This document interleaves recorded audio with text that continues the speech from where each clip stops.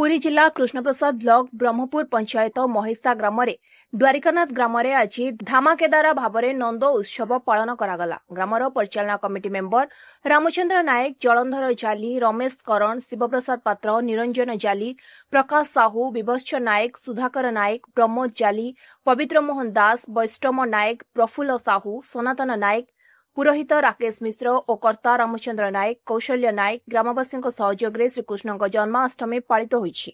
एही परंपरा उत्सव में सकाळु भक्त मानकर भिड़ देखा जायतिला। मंदिर परिसर में पूजा पाठ, भजन कीर्तन और महाआरती आयोजित होइतिला। शिशु माने कृष्ण, बलराम, जशोदा, नंद और गोपी मानक भेषरे सज होई नंद उत्सव में अभिनय करथिले। ग्रामर समस्तंकर सहभागितारे गीता, संगीत, नृत्य कार्यक्रम प्रदर्शन करागला। उत्सव शेष में समस्तंकु महाप्रसाद बंटन करागला। एहा परे ग्रामरे भक्ति, आनंदर उत्साह परिवेश सृष्टि होइतिला।